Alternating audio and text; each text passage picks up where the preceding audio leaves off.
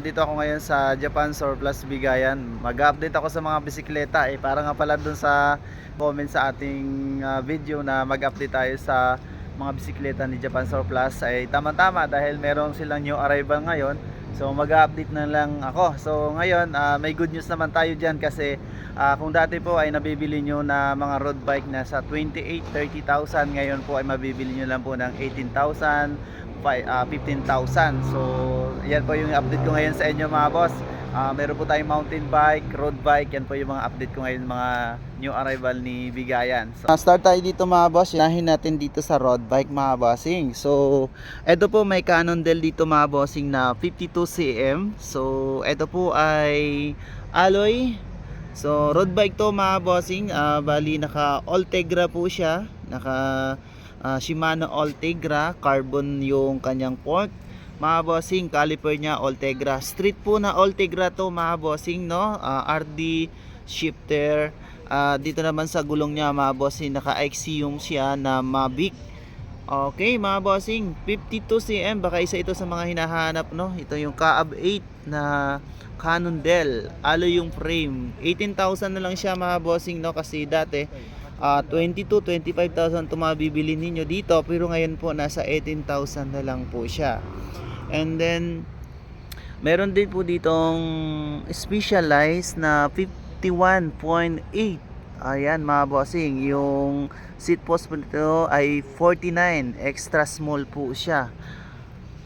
Okay, ayan, naka Tiagra, Shimano Tiagra to mga bossing, pati caliper. Ang gulong niya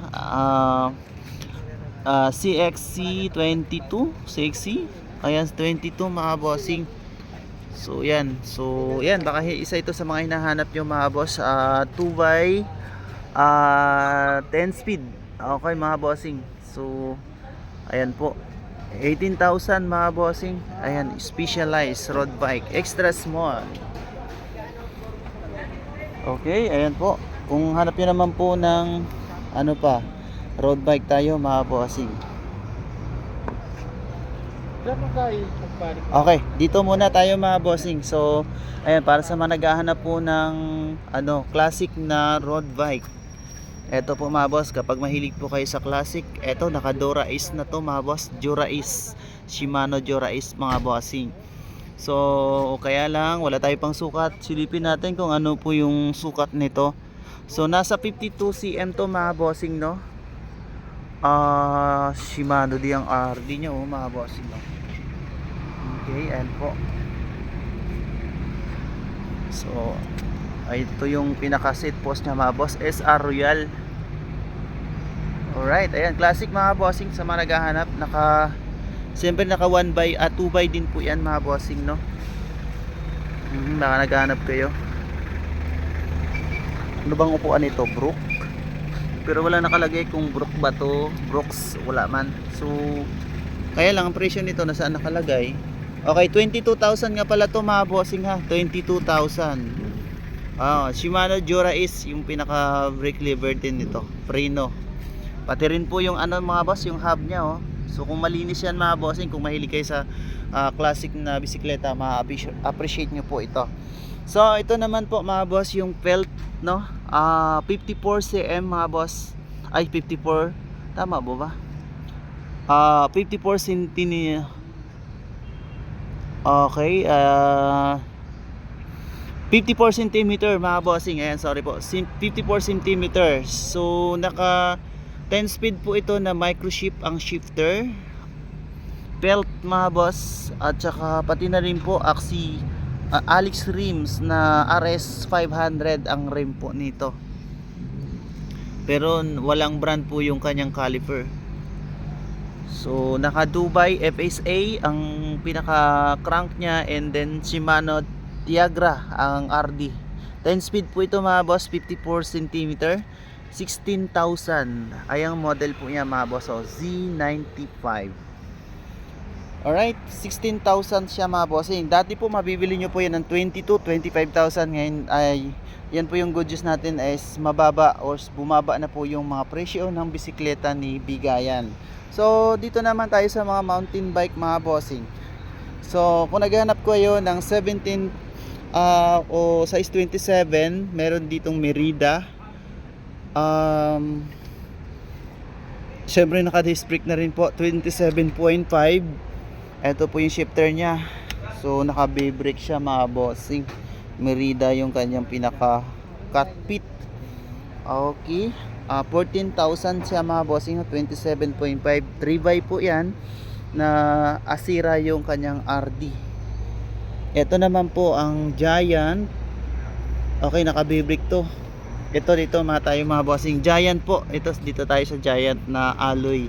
Kaya naka B-brake din to, Shimano Tiagra. 10 speed po siya. Ayan, naka Shimano Tiagra din yung ang crank at yung ka-RD. So kung straight po siya na Shimano Tiagra mga bossing. So ito naman po ay hybrid bike. So maganda to mga bossing, oh. Okay to siya. So ito mo 10,000 to mga boss, 10,000. So eto mga bossing. Uy, shoutout kay Sir Butabara. Sir, ayan kamukha ng bisikleta mo, Trek. Kaya lang eto maganda kasi naka disc brake na siya mga bossing. Ayan. So naka Asera, naka hydraulic na siya. 'Di ba? Ito po yung FX3. Yan 15,000 yung arrival to ngayon mga bossing. Bibigayan. Baka naghahanap kayo ng ganitong klaseng bisikleta, Trek na po. Siyempre alloy po 'yan, naka disc brake na. Pang bike touring mga boss, okay na okay to. So yung sukat nito bossing ay 50 cm mga bossing, centimeter. Ayan, 50 cm. Trek. So mga new arrival yan mga bossing. So meron po pong mga iba dito. To? Ito Trek 4G, naka disc brake siya mga boss, kulay black. Black color, 19 inches, 2 top, Fuji. Shimano yan mga bossing. Naka hydraulic na rin yan. Ayan, pati shifter Shimano yan mga bossing. Naka 8 speed, no? Ayan, baka mahilig kayo ng diyan. Ayan, ang ganda dito mga bossing, pwede nyo palitan ng mas malaking gulong kasi malaki yung allowance nyo. Alright, naka disc brake po yan, Shimano yung crank.